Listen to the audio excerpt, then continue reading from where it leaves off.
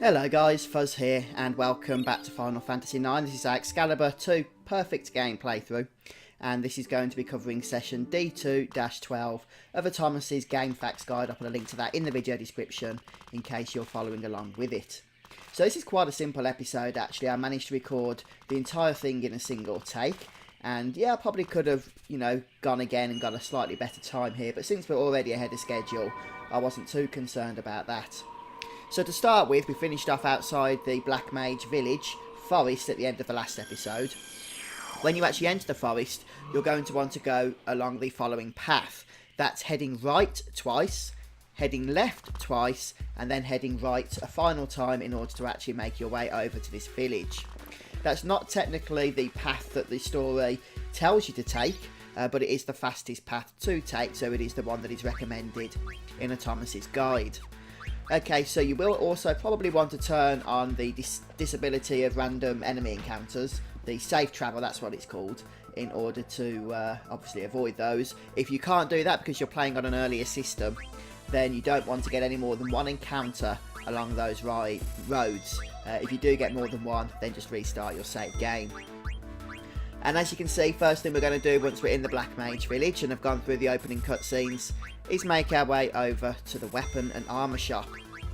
And we're going to be doing the cotton robe gear making trick in a moment. But before we do that, let's just sell some of this excess stuff that we don't need. The list is over on Atomis's guide, but just to run through it for you, you want to sell 9 ethers, 4 remedies, 1 anointment, 7 phoenix pinions, and did I miss the phoenix pinions? I might have done that actually.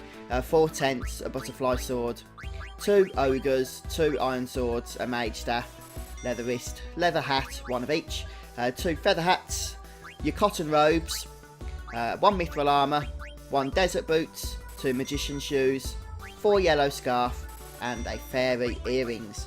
So make sure you sell all of that stuff. And if you stole any of the optional items as well from the bosses that we've encountered up to this point, I did mention those as we came up to them, then you can also sell those items as well. So that might be items such as the gold helm, the ice brand, the partisan, and also the oak staffs, etc, etc. At least you want to keep just 1 oak staff, quite frankly.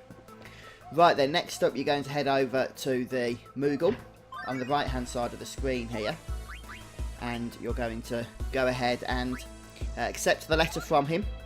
And you do have to do this at this point in the game, because in a moment he's going to have another bit of Mognet for us, and that last one we've just done becomes unavailable to us at that point. Making your way into the actual village itself, you'll want to watch the following ATE, known as a different language. And then once this is finished, we're going to run over to the left side of the screen, which will kick off a bit of a scene with Vivi. And then we're going to make our way over to the inn, and I'll see you there.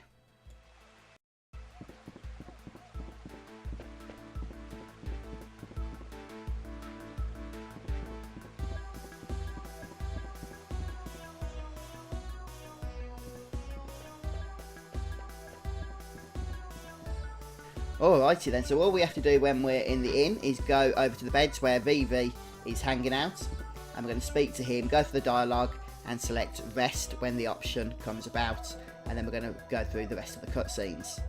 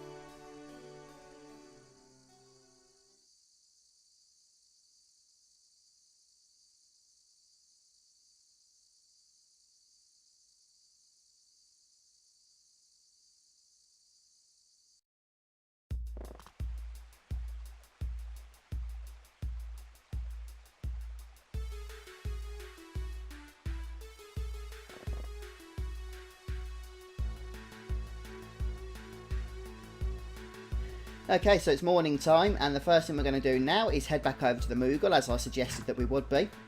And we're going to go and see what he's got to say for himself. He's got a letter from Stiltskin.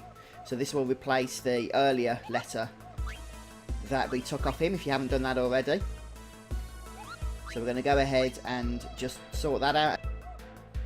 And now we're going to make our way over to the synthesis shop, where you've probably guessed what we're going to do here. We're going to be purchasing 99 cotton robes. So this is going to make us a lot of money again. But before we do that, there's one thing I did forget to mention there, and that's to grab the 2,000 gil from the bottom of this, whatever that thing is that guy's sitting on there. So we're going to go ahead and stock up on the cotton robes, just max those out. For some reason, when we visited the weapon shop, I didn't sell every one of my cotton robes. I should have done, I'm not sure why I didn't. So slight mistake there on my part. But once we've gone ahead and done that, we're going to head up the ladder here. And there's two things we can do up here. The first is there's some gil, which Thomas's guide doesn't say to pick up, but I can't see the problem in it. And then we're going to go over here, and there's a conversation we just need to eavesdrop over for a moment. And then we're going to head back down the ladder and into the item shop.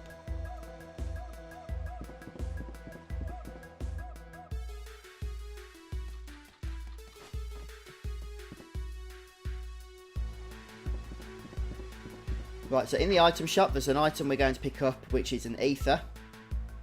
There we go. And we're going to speak to the guy here. First of all, we're going to go to buy and sell. We're going to sell the cotton robes we've just crafted.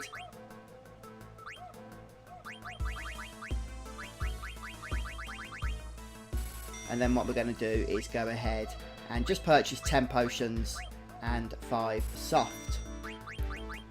And then there's one more thing we need to do here. And the way we do this is by speaking to this guy, telling him to give me the usual, which is what we learned from the cutscene a moment ago, on top of the roof thingy. And then he'll move out the way so we can jump up this ladder. And there's an interesting chest here. You can see it's kind of hanging from the ceiling, like a lampshade or something. I guess that's where his secret loot is kept, but I think we'll have that to black belt. And once we've looted, we can go ahead and leave the shop. So there's one more thing we need to do before we finish off. And that's heading back over to the armour and weapon shop. And we're going to do a little bit more purchasing. And in particular, we're going to buy the following items. A magic armlet, 99 steepled hats for the cotton robe trick, 1 headgear, 3 ritual hats, 1 leather plate, 2 chain plate, and 8 mithril vest. And that's all we need to get from this place.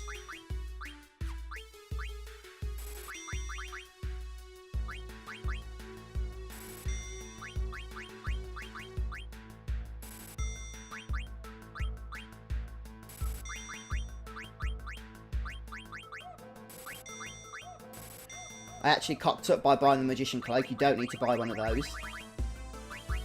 So that was pretty pointless, quite frankly. And, I actually sold both my oak staffs. I don't need to keep one of them. Alright then. So I said I did all this in one take, but it looks like I'm going to end up going back and replaying this bit, because there's just a couple of niggles that I'm not happy with. But I'm not going to bother re-recording this episode since I've told you what they are.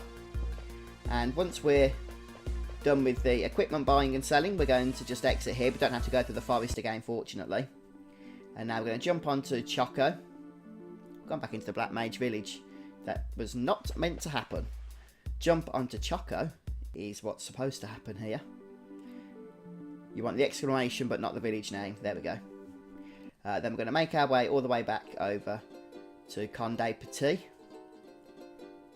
And we're going to head back inside that village, or city, town, whatever it is.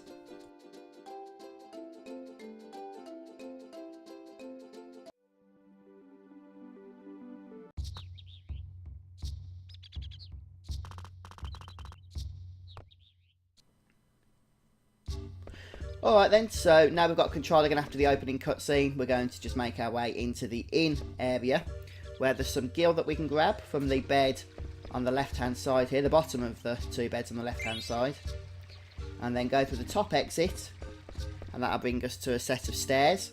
So we're going to head up those into a peculiar area with a ceremonial boat, of which there is a nice diamond for us to pinch, and you'll have to exit the boat the same way you came in here. But we're going to go to the right hand side of this screen now. These stupid NPCs don't half like getting in the way, don't they? and we're going to chat to this NPC fella here.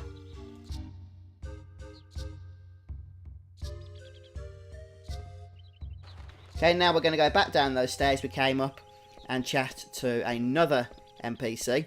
This NPC is known as Father Heavenguard, and this is going to be the start of another lengthy bit of cutscene, which will take us to the end of this session.